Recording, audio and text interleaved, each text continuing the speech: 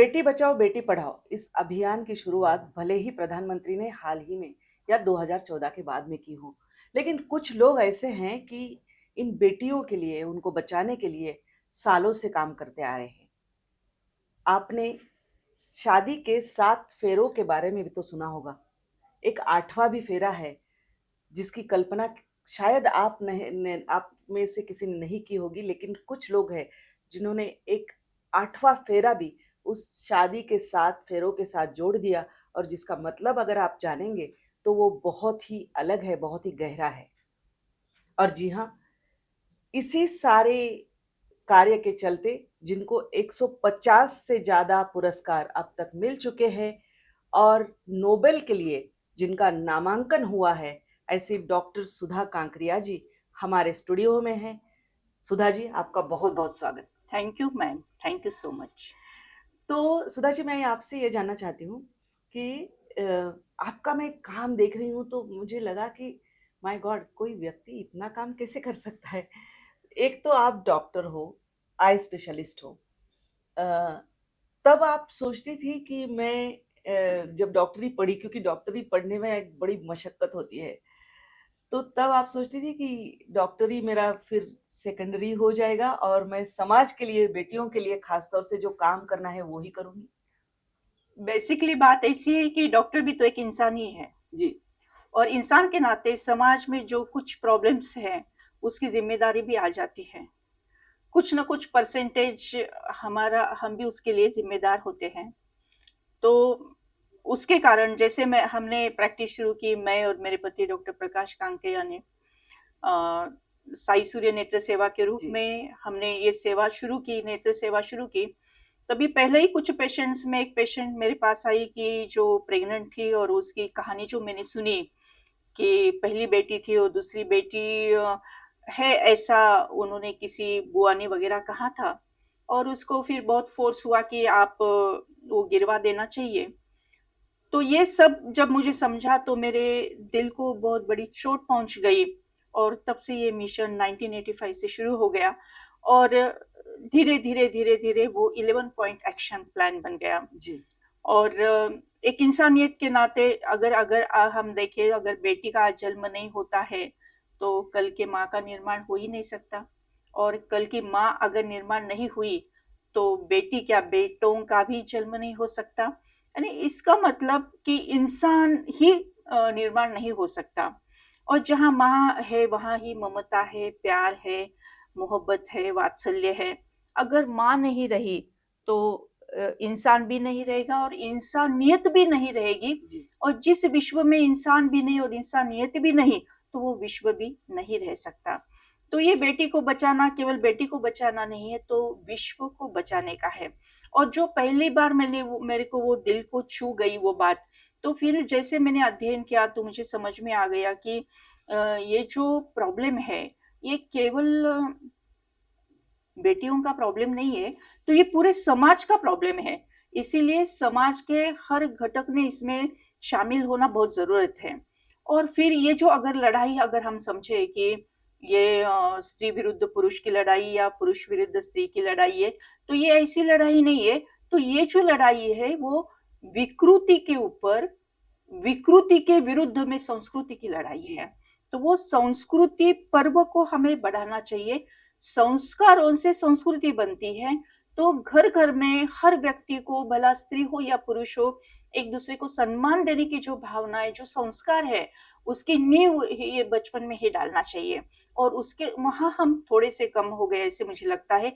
अभी हम देखो कि बहुत पहले हम सोचते हैं कि स्वर्णिम दुनिया थी, यानी सोने की चिड़िया अपना भारत देश था, हुँ।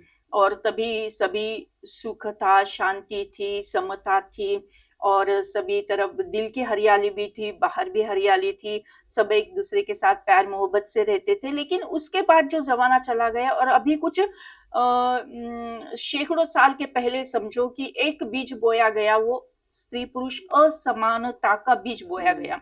अब जो बीज तो बोया गया, तो उसको फिर बाकी जो गलत आदतें हैं उनके द्वारा उनको वो जो बोलते हैं ना, वो खाद मिली, जी। और वो बीज का फिर वृक्ष बन गया, आज वो वट वृक्ष बन गया और उसके कारण फिर स्त्री भ्रूण हत्या बढ़ने लगी, कन्या भ्रूण हत्या जी, बढ़ने जी। लगी और फिर विश्व में, समाज में अनाचार, दुराचार, भ्रष्टाचार, पापाचार बढ़ता गया।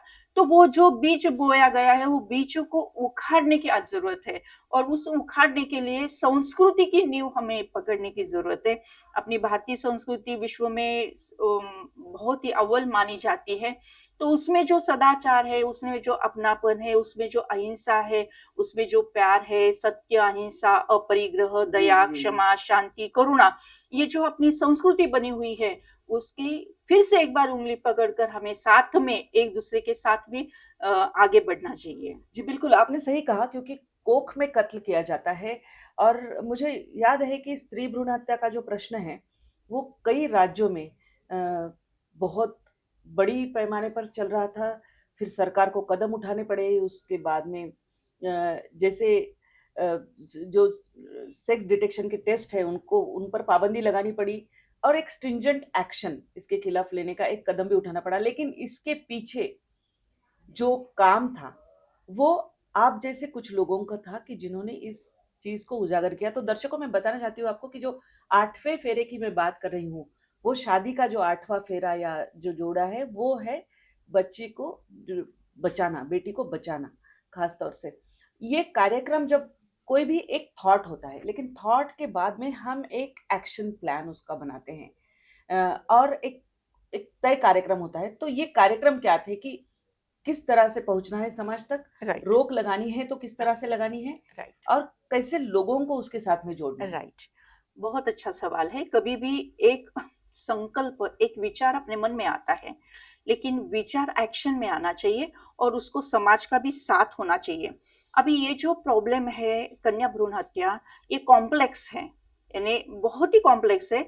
उसको एक केवल उपाय योजना करके नहीं चलने वाला, उसके लिए बहुत अच्छी तरह सोच, यानी इसमें इमोशनल बात है, इसमें लीगल बात है, इसमें सोशल बात है, इसमें स्पिरिचुअल बात है, इसमें सारे समाज को इकट्ठा हो तो ही ये हो बन सकता है। तो ये सारा मन में पकड़ते हुए यानी मैं निमित्त बनी, भगवान ने टचिंग किया और एक 11 पॉइंट एक्शन प्लान बन गया। हुँ, 11 पॉइंट एक्शन प्लान मैं बताना चाहती हूँ, समय जी, है ना थोड़ा-सा। बिल्कुल तो बताइए। पहला तो कि हमने जिस एरिया में हमें काम करना है, उस एरिया का अभ्यास करना चाहिए कि वहाँ सेक्स रेशियो कैसा है, ये पहला कदम है। दूसरा है ना 11 सूत्री ये प्रोग्राम है, ये पहला सूत्र है। दूसरे सूत्र में जहाँ पे सेक्स रेशियो कम है, वहाँ के लोगों ने साथ में मिलकर एक रिज़ॉल्यूशन पास करना चाहिए कि हम बेटी का स्वागत करेंगे, बेटी को बचाएँगे। तीसरा कदम जो है, जो बेटी जन्म लेती है, उसका कन्या जन्म आनंद सोहला, हुँ, यानी भले एक फूल दे दो या तो पहले प्यार से थपथपाओ, लेकिन उसका प्यार से स्वागत करो। ये कन्या जन्म आनंद सोहला। चौथी बात है कि जिस परिवार में केवल बेटियाँ होती है, उस परिवार को थोड़ा वंचित रखा जाता है और वो वंचित नहीं रहना, इसीलिए गौरव से उनका सम्मान करना है जिस परिवार में केवल बेटियाँ। ये 14 कदम। 5वां जो है कि अगर देखा जाए तो अगर कोई परिवार में केवल बेटियाँ ही हो, तो उसका दोष माता को दिया जाता है। लेकिन अगर एक्स एक्स और एक्स वाई क्रोमोसोम का अगर हम स्टडी करते हैं, तो ये पाते हैं कि बेटा या बेटी अगर कोई जन्म लेना है, तो उसकी ज़िम्मेदारी वाई गुणसूत्र पर आती है और वो जी, पुरुष के पास होती है, स्त्री के पास नहीं। लेकिन ये बड़ी मिसअंडरस्टैंडिंग है और इस मिसअंडरस्टैंडिंग को क्लियर करने के लिए जो कार्य करना है, वो 5वां कदम है। 6वां कदम ये है, 6वां सूत्र ऐसा है कि कई बार बेटियों के नाम नकोशी, दगड़ाबाई, धुंडाबाई, हुँ, निराशा ऐसे नेगेटिव रखा जाता है। उनको सिलेक्ट करके उनका नामकरण करना, ऐसे हमने करीब-करीब 1200 लड़कियों के नामकरण करने का सौभाग्य मुझे मिला। ने करा के लिया भगवान ने, हम तो केवल निमित्त बनते हैं। और उसके बाद का जो 7वां कदम है, वो है युवा पीढ़ी का सहभाग लेना चाहिए क्योंकि यही तो माता-पिता अगले बनने वाले हैं और यही उनकी ही गोद से बेटा या बेटी आने वाले, तो उनको पहले से ही प्रिवेंटिव मेजर यानी उनके ऊपर वो संस्कार बने। इसलिए एनएसएस और एनसीसी कि जो भी स्टूडेंट जितने भी महाराष्ट्र है सारे यूनिवर्सिटी को साथ में लेकर हम आगे बढ़े, बहुत अच्छा रिस्पॉन्स मिला और उसके बाद में वो 8वां फेरा, 8वां हुँ, कदम है, 8वां सूत्र है, हुँ, 8वां फेरा बेटी बचाओ का, उसके बारे में मैं डिटेल में बोलती हूँ। 9वां कदम, 9वां सूत्र है, जो गरोदर माताएं होती है उनका सम्मान करना और उनको गर्भरक्षण और गर्भ संस्कार के उनको ट्रेनिंग देना। और 10वां कदम, 10वां सूत्र है, सोनोग्राफी मशीन शाप की वरदान क्वेश्चन मार्क। अगर गलत यूज करते श्राप बन जाता, सही यूज करते तो जी बिल्कुल, हाँ। और डिटेक्शन में काम आता 11th है। सूत्र है उसका, सामूहिक प्रतिज्ञा लेना। तो अभी 8वां कदम पर आती हूँ कि जी।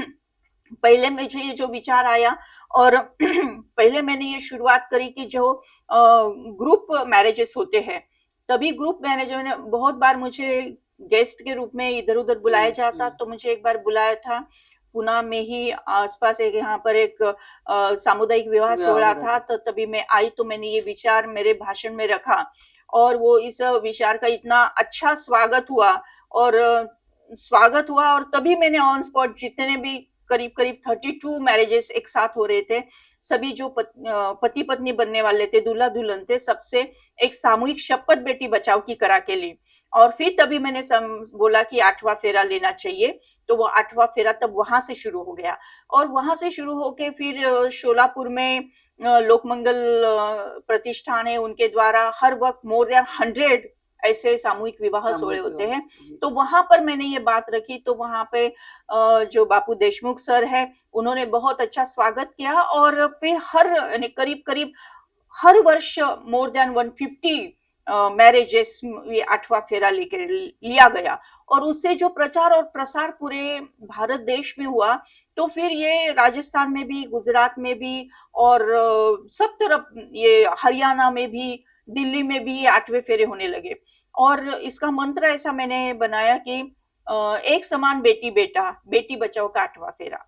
एक समान बेटी बेटा, बेटी बचाओ का 8वां फेरा। और मराठी में है, लेका एवढीच लेक ही भारी, हाच संदेश घरोघरी, 8वां फेरा घेऊया, श्री जन्माचे स्वागत करूया। और अभी तक 11,000 से भी ज्यादा दूल्हा दुल्हन ने 8वां फेरा लिया है। और उसके बाद हमने थोड़ा सा रिवर्ट जाकर ये भी किया कि जिन्होंने 8वां फेरा लिया, उनकी फैमिली में आगे क्या हुआ। तो मेजॉरिटी ने, जिनको जिनको बेटी हुई है, ऑल सबने ही, जिनको जिनको बेटी हुई है, सबने उनका स्वागत किया है। कई ने हमको उनका वीडियो बनाकर भी हमको भेजा है। तो हाँ, जरूर है, क्योंकि देखिए, इस तरह का विचार देना, एक दिशा देना, धारणा लोगों में ये पैदा करना, ये बहुत बड़ी बात, अहम बात हो जाती है। फिर मैंने देखा कि आपको एक तो बेटियों के लिए, समाज के लिए काम करना, इसके साथ-साथ कुछ आपके पर्सनालिटी की जो बातें हैं, वो भी बड़ी खास है। जैसे कि आप योगा में और इसमें ज़्यादातर ध्यान देती है। वो आपका जो पहलू है, उसके बारे में जानना चाहूँगी मैं। ज़रूर। 12 साल हो गए कि जैसे बेटी बचाओ आंदोलन के लिए मुझे 40 साल हो गए, तो गए 12 साल से मैं राजयोगा मेडिटेशन फॉलो कर रही हूँ। तो राजयोगा मेडिटेशन ब्रह्म कुमारी संस्था की ओर से मैंने पहले सीखा था, और अभी भी मैं वही विद्यालय की स्टूडेंट के रूप में ही हूँ। तो इसके द्वारा ये जो मेडिटेशन है, राजयोगा मेडिटेशन एक लाइफस्टाइल है, और ये सकारात्मक और बहुत ही संस्कृति वर्धक ऐसी लाइफस्टाइल है। इस लाइफस्टाइल को मैं स्वयं फॉलो करती हूँ, और इससे जो मन शांति मिलती है, ये मन शांति बांटने के लिए मैंने महाराष्ट्र के कई कारागृह में जाकर उनके राजयोगा मेडिटेशन लाइफस्टाइल के कोर्सेस लिए हैं, और उसके द्वारा उनमें सकारात्मक परिवर्तन पाया है। और इवन जो अंध बांधव होते हैं, उनमें भी बहुत सारी निराशा आती है, उदासी आती है। तो उनमें भी इन्हें उत्साह भरने के लिए, शक्ति भरने के लिए ये राजयोगा मेडिटेशन के कोर्सेस उनके लिए खासकर लिए जाते हैं। हम सदा ही लेते आए हैं। और यूथ को भी, यानी यूथ के माध्यम से, क्योंकि यूथ में देखो हरी भरी करी का जमाना है, उनको बहुत सारे चैलेंजेस आज हमारे सामने हैं। और ये एक तो एक पॉजिटिव बात है कि हमारा भारत देश में यूथ ज्यादा संख्या में है, तो ये हमारी शक्ति है, हमारा बल है। लेकिन ये शक्ति और ये बल कमजोर नहीं होना चाहिए, मन से सशक्त होना चाहिए, मन की शांति होनी चाहिए, मन की शक्ति होनी चाहिए। और वो राजयोगा मेडिटेशन लाइफस्टाइल से प्राप्त होती है। कंसंट्रेशन बढ़ता है, और जीवन में अनेक चैलेंजेस हर एक के लाइफ में आते हैं, लेकिन चैलेंजेस फेस करने के लिए जो मन की शक्ति चाहिए, वो शक्ति हमें प्राप्त होती है। और जैसे जैसे हम आगे बढ़ते हैं, ये ये तो तपस्या है, ये व्यक्तिगत करने की तपस्या नहीं, सबने मिलकर करने की तपस्या है। इसके ऊपर बहुत सारे रिसर्च भी हो गए हैं, जैसे हार्ट डिसीज है तो उसको भी हम प्रिवेंट कर सकते, कैंसर को भी प्रिवेंट कर सकते, मानसिक डिप्रेशन, एंजाइटी, इसमें भी बहुत अच्छा राजयोगा मेडिटेशन कार्य करता है। और यानी बच्चों में जो अस्थिरता हम पाते हैं उसमें भी बहुत अच्छा बदलाव हम पा सकते हैं। तो ये मेडिटेशन मेरी लाइफस्टाइल बन गई है। पहर को 3:30 बजे रोज मैं उठती हूँ और 4 से पौने 5 बजे तक हमारा अमृत वेला मेडिटेशन होता है। 6 से 7 में हमारा मुरली क्लास होता है और उसके बाद में हम हमारे कार्य को लगते हैं। यानी पहले हम स्वयं को चार्ज करते हैं और फिर हम जो चार्जिंग की शक्ति यूटिलाइज करते हैं। तो ये लाइफस्टाइल में मुझे ऐसा लगता है कि ये राजयोगा मेडिटेशन सबने सीखना चाहिए जी। और उसका लाभ बेनिफिट जरूर लेना चाहिए। फिर बात आती है आपके लिखने की। मतलब आप अच्छी कवयित्री है, किताबें लिखी है कई सारी आपने, और यही नहीं, मैं दर्शकों को बताना चाहूँगी कि इनकी किताबें जो है वो आकाशवाणी पर प्रसारित भी हुई है, एक जी बड़ी श्रृंखला इस पर चली है। जी तो ये लिखने की कला, क्योंकि देखिए आपके घर में मैं जानती हूँ मायके में आपके पत्रकारिता थी, जी ससुराल में जब आई तो आप में एक स्वतंत्र लड़े संग्राम जो राइट है उसमें हिस्सा लेने वाला, फ्रीडम फाइटिंग में हिस्सा लेने वाला आपका परिवार रहा है। राइट तो ये दोनों का कहीं न कहीं मिलाप फिर हुआ। लिखने का जो है वो शायद पत्रकारिता आपको पिता से राइट मिली? हाँ राइट। मेरे माताजी पिताजी जी। दोनों ही साहित्य में बहुत रुचि रखते हैं।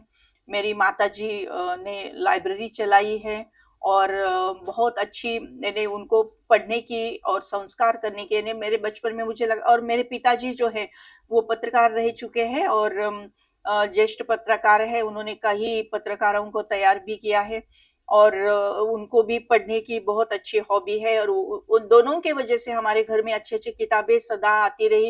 यानी हम हमको जो कुछ अच्छा हमने किया तो हमको गिफ्ट क्या मिलती थी, तो हमें बहुत अच्छी किताबें। एक किताब मिलती थी और किताब पढ़ने की और लिखने की तब से एक आदत सी बन गई। और जैसा-जैसे मेरे यानी जैसे बोलते हैं ना कि इमोशंस आते हैं तो वो शब्दों के माध्यम से हम लिखते हैं। तो ऐसे करीब-करीब 15 बुक्स अपने हुँ। आप तैयार हो गई और कुछ कविताओं की है, कुछ सामाजिक प्रॉब्लम्स की है, कुछ मेडिटेशन की जादूगिरी इसके ऊपर भी मैंने लिखी है। और उसका जो समाज के लिए उपयोगी है, समाज के प्रश्न के उत्तर के लिए लिखी हुई है, तो वो आकाशवाणी के द्वारा भी उसका पठन हो गया है। जी। और मैं दर्शकों को बता दूँ कि इसके अलावा जो पुरस्कारों की इनकी सूची है, उसको अगर हम देखें तो लगभग 150 से ज़्यादा पुरस्कार आपने पाए हैं। जब पुरस्कार मिलता है तो भावना क्या होती है? पुरस्कार जब मुझे मिलता है तब मुझे खुशी से ज़्यादा मेरी ज़िम्मेदारी का एहसास होता है कि ये तो मैं स्वीकार कर रही हूँ, लेकिन मेरी ज़िम्मेदारी डबल-टिबल हो गई है। और ऐसे 150 पुरस्कार लेते हुए 150 टाइम मेरा ज़िम्मेदारी बढ़ गई है। और ऐसे और मैं फ़ॉलो भी करती हूँ कि मेरी मेरी ये ज़िम्मेदारी है, मुझे करना है, इन्हें करना ही है। मैं इन्हें भगवान का शुक्र है कि जो मैं डिसाइड करती हूँ वो होते आया है। तो जैसा मैं संकल्प करती हूँ वो होते गया, जैसे 8वां फेरा का भी या नौकुशी का भी, या तो देखा तो ग्राम सभा में मैंने हजारों ग्राम सभा में बेटी बचाओ का ठराव लेके गया। और रोटरी परिवार में बहुत अच्छा इसमें इन्वॉल्वमेंट है कि रोटरी के 91 क्लब्स है, सबने ही अपने सभा में बेटी बचाओ का ठराव पारित किया है। और हमारी प्रांतपाल स्वाति जी है जी। और जेजुरीकर हमारे पास्ट डिस्ट्रिक्ट गवर्नर है, उन्होंने भी सबने बहुत अच्छा प्रमोशन इसका किया है। 2 चीज़ों का मैं ज़िक्र करूँगी। एक, डॉक्टर कलाम साहब के हाथों सम्मानित होना, और प्रतिभाताई पाटिल जो एक महिला राष्ट्रपति हमारी रह चुकी है, उनके हाथों सम्मानित होना। मेरा डॉक्टर कलाम सौभाग्य है। साहब से जब मिली होगी तो मेरा सौभाग्य जी। है, यानी कहते हैं ना कि ये सभी इतने ज्ञानवंत, गुणवंत, प्रतिज्ञावंत और इतने महान पुण्य आत्माओं से मैं मिली, उनका परिस्पर्श जो मुझे हुआ है, उससे मैं धन्य-धन्य हो गई। मैं शब्दों में वो मैं बयान नहीं मैं कर मैं सकती। समझ सकती हूँ, क्यों समझ सकती हूँ। मैं 2-3 बात जो आपसे मेरी रिलेट हो रही है। एक तो आपके पिता का ज़िक्र किया, तो मैं बता दूं दर्शकों को, नागनाथ फटाले जी जो वो बहुत सीनियर पत्रकार, वो मेरे गुरु की तरह मैं उनकी तरफ देखती हूँ। दूसरा, डॉक्टर कलाम साहब से आप मिली, मुझे भी कई बार सौभाग्य मिला कि उनसे मिले। उनकी सुखोई सॉर्टी मैंने कवर की थी, और ये तो मैं समझ सकती हूँ जब उनसे मिलते हैं तो क्या भावना होती है। प्रतिभा ताई पाटिल हमारी पहली महिला राष्ट्रपति रही है देश की, और उनसे भी आपको जी, सम्मानित किया गया उन्होंने था। बहुत प्रोत्साहन दिया है मुझे, बहुत प्रेरणाएँ दी हैं। और जैसे एक माँ अपने बेटी को आशीर्वाद देती है, वैसे उन्होंने मुझे आशीर्वाद दिया है। और 2 बार उनसे मुझे पुरस्कार लेने का सौभाग्य प्राप्त हुआ। दोनों टाइम उन्होंने बहुत अभिनंदन करते हुए बहुत-बहुत आशीर्वाद दिए, बहुत यानी वरदानी शब्द बोले कि मैं वो कभी भूल नहीं सकती हूँ। फिर एक बात है कि आप हो आँखों की डॉक्टर, हुँ। तो समाज को दृष्टि देना एक बात है, और मरीजों को खुद उन पर ट्रीटमेंट देकर उनको ये करना एक बात है। आपका सूर्य सेवा नेत्र रुग्णालय, कभी लगता है कि जाके पेशेंट भी देख ले? लगता है ना, यानी कोई-कोई पेशेंट आते हैं कि जो पुराने पेशेंट हैं, तो वो मुझे पूछते हैं, तो अगर मैं अवेलेबल हूँ तो मैं ज़रूर जाती हूँ। और इसके लिए मैं एक खास सबको बताना चाहती हूँ कि नेत्रदान, मरणोत्तर नेत्रदान करना बहुत ज़रूरी है। हुँ।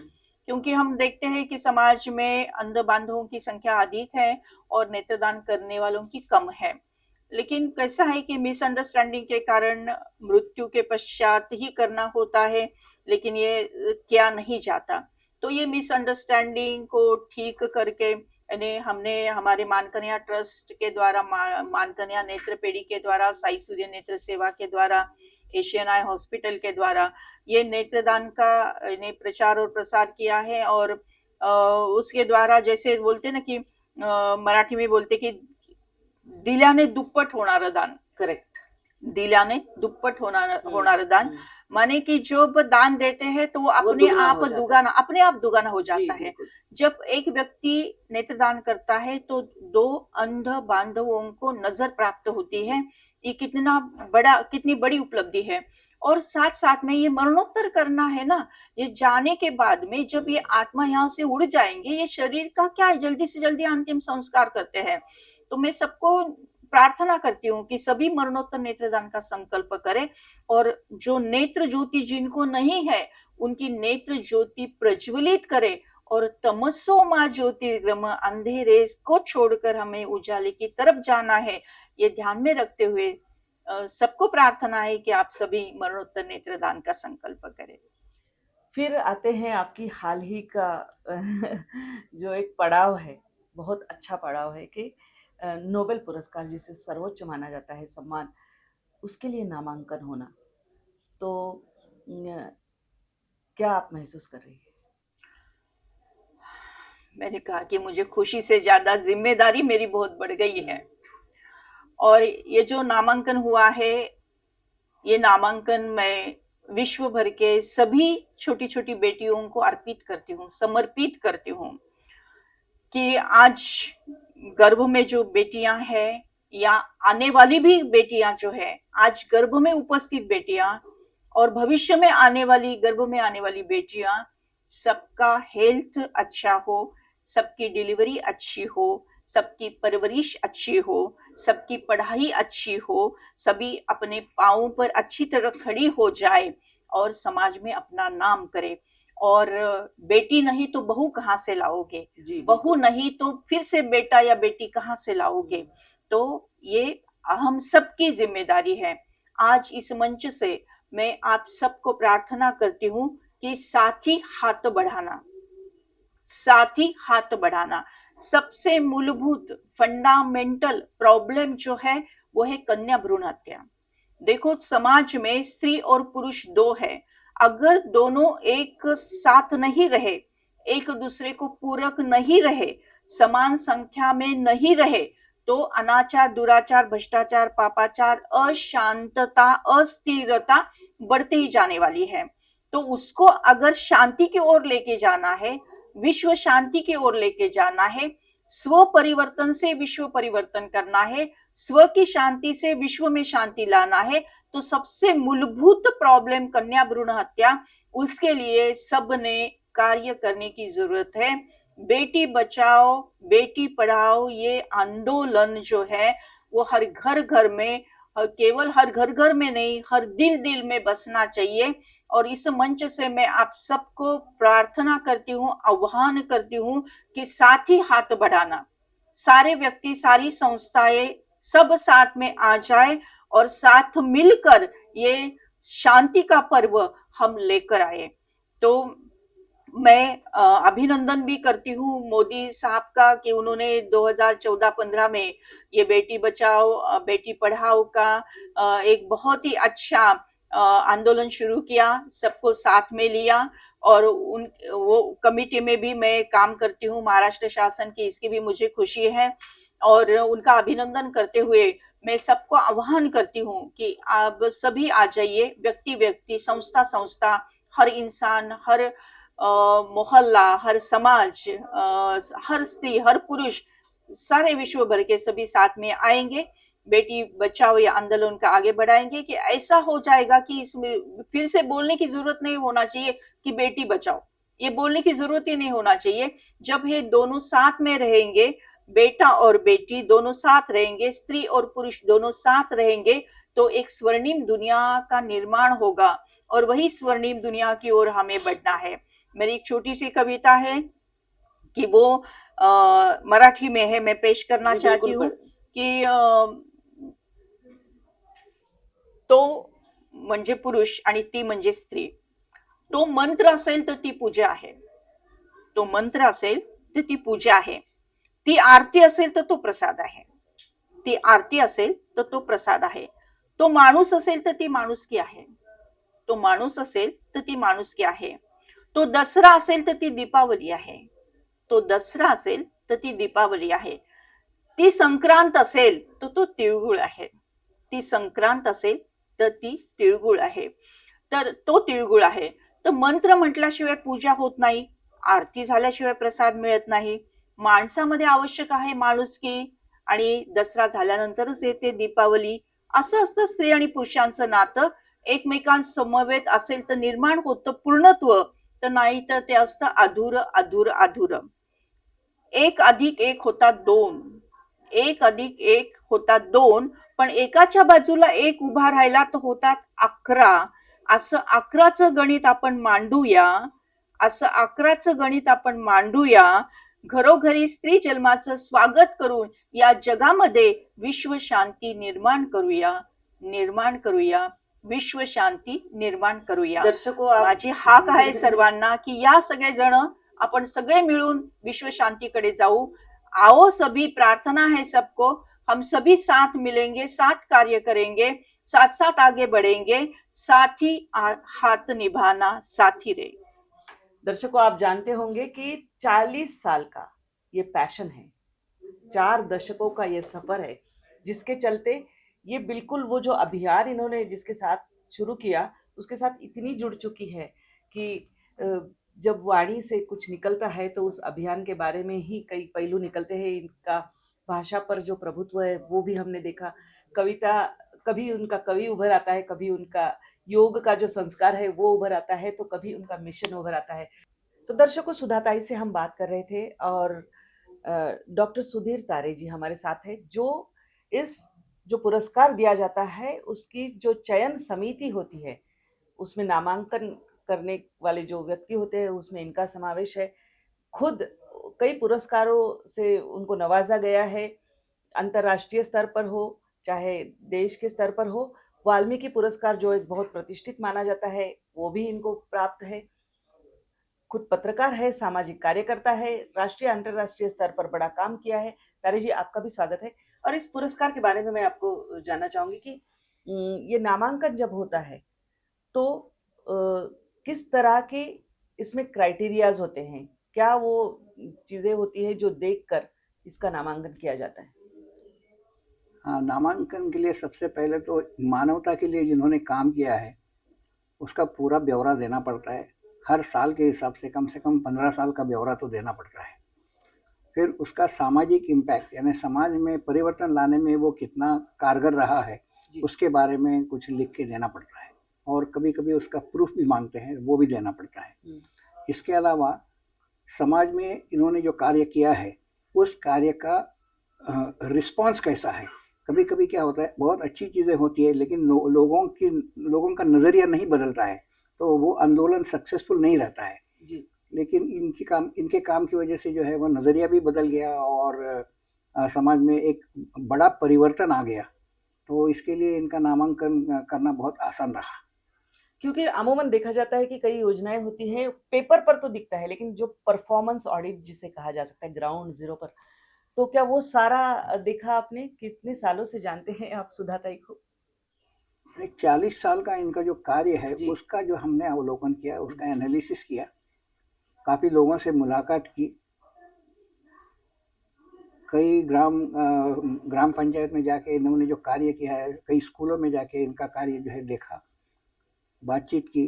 कई पेरेंट्स थे जो पहले नकोशी थे, माने अनवांटेड जी चाइल्ड थे, अनवांटेड और है। बाद में जो है वो अच्छा नाम लेके, मान लीजिए भाग्यश्री है, जया है, इस तरीके से नाम लेके वो आगे ज़िंदगी में बढ़े। तो उनका इंटरव्यू लिया, उनका साक्षात्कार लिया, उनके जो ओपिनियंस क्या है वो देखे, तो ये समझ में आ गया कि इनके कार्य का जो है अच्छा परिणाम हो रहा है। और ये आपको जान की जी खुशी होगी हम्म, कि इनके कार्य की दखल जो जिसको कहते हैं वो छत्तीसगढ़ के आदिवासी इलाके में ली गई थी। छत्तीसगढ़ के एक कलेक्टर साहब थे, उन्होंने वहाँ पे बेटी बचाओ बेकरी शुरू की। बहुत बढ़िया। और वो भी किन की, जिन महिलाओं की मानवीय तस्करी हुई थी, उनको तस्करों के चंगुल से छुड़ा के लाए हुए वो लड़कियों को उन्होंने पुणे में ट्रेनिंग दिया, विज्ञान आश्रम में, और वहाँ जाके उन्होंने अपनी बेकरी चलाई। सभी लड़कियां जो हैं वो इसी तरीके से मानवीय तस्करी से छुड़ाई गई लड़कियां हैं, और पूरी बेकरी लड़कियां ही चलाती है। इसके लिए उनको भारत सरकार के प्रेसिडेंट ऑफ इंडिया ने नारी रत्न पुरस्कार से भी नवाजा है, उस बेटी बचाओ बेकरी को। ये कितना इम्पैक्ट इनका देखिए, काम महाराष्ट्र में किया लेकिन जी उसका असर जो है वो छत्तीसगढ़ के आदिवासी इलाके में पड़ा। बहुत बहुत धन्यवाद, आप यहाँ पर आए हमारे, और जो नामांकन सुधाताई का हुआ है उसके बारे में आपने बताया। सुधाताई आपका बहुत बहुत धन्यवाद, आप यहाँ पर आई, और उम्मीद रखते हैं कि आपको वो पुरस्कार जरूर मिलेगा, और फिर हम आपका साक्षात्कार करेंगे। नमस्कार। Thank you so much, thank you, तो धन्यवाद, दर्शकों, इस थैंक यू। तरह के लोगों से, इस तरह की शख्सियतों से मिलने के लिए आप हमारा बातों बातों में ये कार्यक्रम जरूर देखिए। आपके कुछ सुझाव होंगे तो वो कमेंट बॉक्स में भी डालिए, और ये इस श्रृंखला के साथ आप बस चलते रहिए।